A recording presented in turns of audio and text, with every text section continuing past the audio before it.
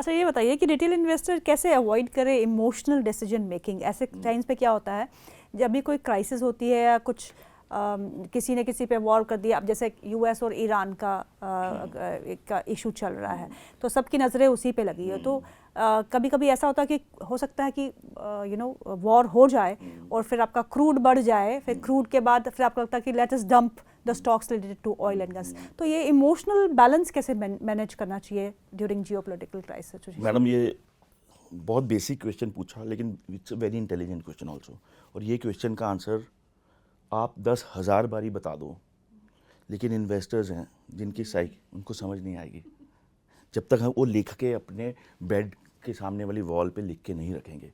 कि मैंने जब स्टार्ट किया था इन्वेस्टिंग, तब मैंने टारगेट लिया था 10 ईयर्स का। तो मैं रोज़ की न्यूज़ क्यों देखता हूँ? पहला तो आंसर इसका ये है, ठीक है, लिख के रखे, I will not see the markets and the news, ठीक है जी।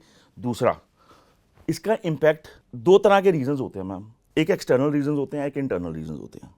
हम जियोपॉलिटिकल में सिर्फ एक्सटर्नल रीजंस की बात करेंगे। वन बाय वन मैं शॉर्ट में आपको बताऊंगा। वॉर्स, आप मुझे बताओ, पहले रशिया ने यूक्रेन पे वॉर किया, उसके 3 साल हमारी मार्केट ने आउट परफॉर्म किया। क्या इम्पैक्ट पड़ा? No impact. टेम्पररी 1-2 महीने के लिए इम्पैक्ट पड़ा, कोई फर्क नहीं पड़ता। अच्छा जी, उसके बाद हमास ने इजराइल पे कितने सारे रॉकेट्स लॉन्च कर दिए।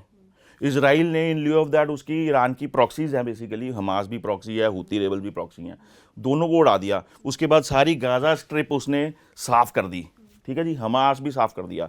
कतर हेडक्वार्टर्स है उनका, उसके ऊपर भी बॉम्ब फेंक दिया। हमारी मार्केट्स को क्या फ़र्क पड़ा? कोई फ़र्क नहीं पड़ा, ठीक है। तीसरा, अचानक ट्रंप साहब अपने स्पेशल फोर्सेस को कहते हैं मदुरो को उठा लो वेनेजुएला से, उसकी बीवी को भी उठा लो ठीक है जी। वो मदुरो और उसकी बीवी दोनों को किडनैप करके ले आते हैं। क्या फ़र्क पड़ा? वेनेजुएला में उसकी जो second to president, second to Maduro, उसको जिसको नोबेल प्राइज़ मिला था, उसको उन्होंने प्रेसिडेंट बना दिया। क्या फ़र्क पड़ा? कोई फ़र्क नहीं पड़ता। वॉर्स का कोई फ़र्क नहीं पड़ता। ऑपरेशन सिंदूर हुआ, हमने दूर क्यों जाना है? ऑपरेशन सिंदूर 1.0 हुआ, 2.0 की वेट हो रही है, 1.0 हुआ, ठीक है। तो 1.0 3 दिन चला, क्या हुआ? कुछ भी नहीं हुआ, भूल गए सब। तो प्लीज़ वॉर्स को नहीं देखना है। Wars will come and go, हमारा उससे कोई लेना देना नहीं है। और एक और छोटी सी चीज़ मैं ऐड करना चाहूँगा आपके दर्शकों के लिए, ये भी सारे न्यूज़ चैनल्स देखते होंगे। न्यूज़ चैनल्स पे आके एंकर्स बोलते हैं वर्ल्ड वॉर 3 होना है, टैंक बम फेंक रहा है, उधर से उनकी स्क्रीन पे वो प्लेन गिर रहा है ना, ये वर्ल्ड वॉर 3 शुरू हो गया, आज शाम को शुरू हो जाएगा, कल कैसे शुरू होगा मैम वर्ल्ड वॉर 3? लोगों को ये समझना चाहिए कि वर्ल्ड वॉर 1 और जो 2 हुआ था वो कब हुआ था? World war 2 happen in 1940। तब ब्रिटेन जो था उसका 40 से 50 कॉलोनीज थी, India was one of the colony. तो उसकी लड़ाई थी जर्मनी के साथ। तो उसने जब ऑर्डर दिया अपनी कॉलोनीज को, तो कॉलोनीज को तो बीच में घुसना ही था, क्योंकि हम उनकी कॉलोनी थे, हम उनके गुलाम थे। मालिक कहेगा भी कर तू भी अटैक, तो वो करना पड़ेगा। आज बताओ वर्ल्ड वॉर 3 में अगर आपको कोई कहेगा कि तू भैया आके अटैक कर, आप करोगे? इंडिया करेगा? कभी भी नहीं करेगा। तो there is no chance of happening world war 3, ये दिमाग में बिठा लें। आज की डेट में कन्वेंशनल वॉर्स का कॉन्सेप्ट खत्म हो चुका है, आजकल सिर्फ इकोनॉमिक वॉर्स होती हैं, ठीक है जी।